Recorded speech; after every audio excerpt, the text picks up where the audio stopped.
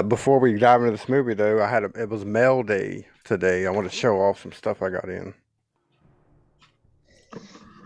Got just trying to get my A24 collection going up. I got The Witch on Blu-ray, Wow. Hell yeah. and then of course we talked about these last week, so I had to get these on Blu-ray. Got 3 Days of the Condor, Ah, yes, that's a good one. and I got The French Connection on Blu-ray. Oh, that's a Oh, good one nice. too. Yeah. And it's personally signed by William Friedkin. Well, yeah, I had him sign it personally when I ordered it. He's a very warm man. Yeah, and then I got this in today too. I was pretty excited about this. Finally got this one here. Oh, very good. Yes, Started reading it today, so. that's a good read. Yeah, It's that's already one of them. I'm only a couple pages in. It's already better than the audiobook. Oh, well, yeah, that's right. You tried the audiobook. Yeah, Didn't work do it. out. Couldn't do it. Well, I think you'll find it pretty entertaining. And it'll make you want to go and watch all those movies. All those movies again. Which I realized looking at the cover, I've never seen that version of Bonnie and Clyde. So I'm gonna have to track that one down. Well, they consider that to be sort of like the beginning of the new Hollywood movement in America. So it's probably a good one to check out. I watched it after I read that book, and I found it to be, it held up pretty well. It's a pretty important film and impressive and exciting and moving and all those things you learn from the movie. All the things that are true of Alien Force. Alien Force, yes. Yes. My only question that I have with this movie, I'm sure you guys have more. What was Burt Ward thinking? Well, does Burt Ward have any other credits since Batman? Other than Batman? I don't know. Yeah, I don't think I've ever seen him in This anything he other thought than- this would be his Mickey Rourke the wrestler. This is be my comeback. I hope he's not that crazy. Yeah. But maybe they gave him a really big paycheck. It's hard to imagine that a production this small, though, would have that much money to throw around. And if you're He going to took pick half he took half the money. That's why it looks so bad. that could be. But he said they certainly didn't put it into wardrobe for him. I mean, that's a pretty No. ridiculous looking costume that he's wearing. Looks like they what's the like the covers that you put on ironing boards? Sort of look like Oh yeah. and the Yeah, little, he had done a bunch of funny- other movies around this time. He was. oh, is that right? Similar type of stuff? Looks like it. I don't recognize any of them. Yeah, here's one, Beach Babes from Beyond. So Oh, the director?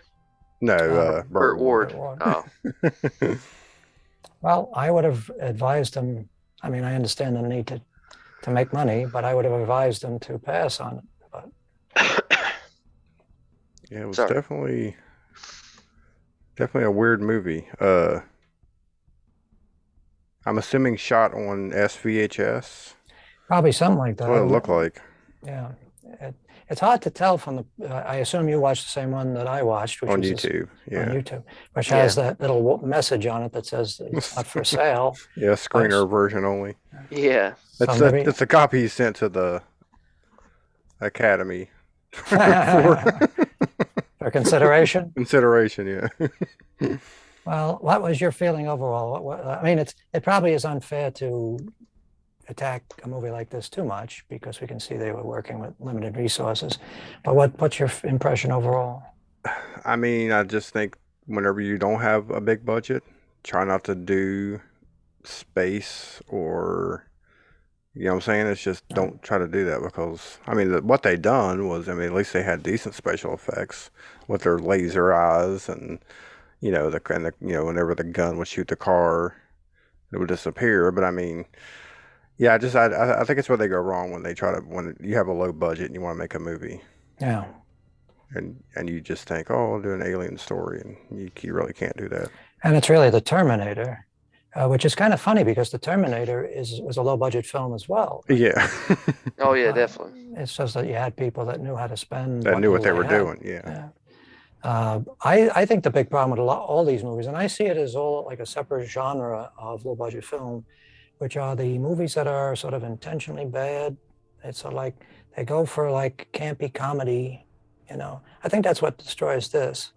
Everything is about sort of a campy, everybody's overacting and Yeah. style of acting that really hasn't been used in Hollywood movies since maybe the silent days or the 30s.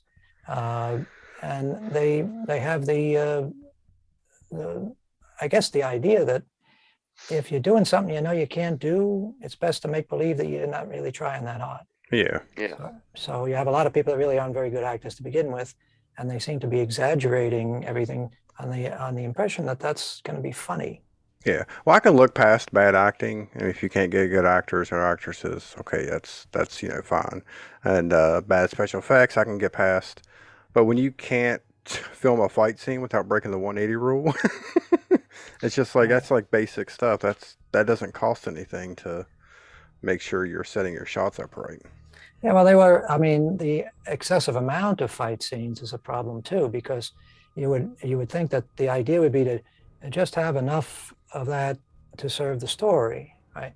And yet, in this film, they go off track with the story. And I realized that one of the great defenses of a movie like this is that most reasonably sane people would never be bothered analyzing the script. Yeah.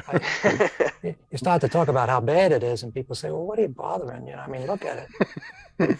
But just to take it seriously for a moment, they go through this process of setting up what this guy's mission is, and there's a lot of dialogue between Burt Ward and that guy, what he's supposed to be doing, the MacGuffin that they're after.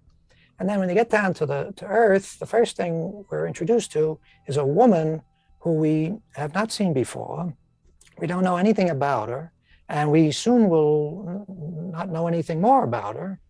She disappears almost immediately as soon as her function in the film is over, and she's running away from a gang of, I suppose there's supposed to be some sort of street gang or like the Dragons or something. Yeah. Now, it seems to me that in the Terminator, when he confronts those, I guess he goes into a biker's bar and demands clothes from the Yeah. guys. Yeah. Part 2. Yeah. I haven't seen Terminator in a long time, but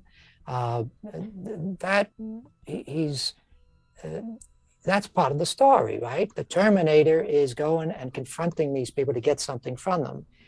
He's not getting involved in some other story about a woman running away from a gang. He could give two shits. Right. I mean, especially when they make a point about how important it is that he gets this thing that's supposed to have all the souls of whatever the fuck it is. And yet the first thing he's doing is, when he gets to the planet, is doing mano a mano with a bunch of street trash. Yeah. And the gangs are always depicted absurdly in these movies. I mean, it almost looks as bad as gangs that you used to see in 80s movies. This is in the 90s. Yeah, it looks like, I mean, I guess they're... One of them looked like Bam Bam Bigelow from like WWF. Look like we're going for like a post-apocalyptic look. Well, it looks to me like they just told everybody, bring whatever you have. Yeah, wear your pajamas. That one guy shows up with pajamas. Yeah. Yes. And you know you're dealing with a tough gang when one of them is running around in his pajamas. Took a wrong turn back there someplace, Muffin Lips. Yeah, baby! I like those virgins.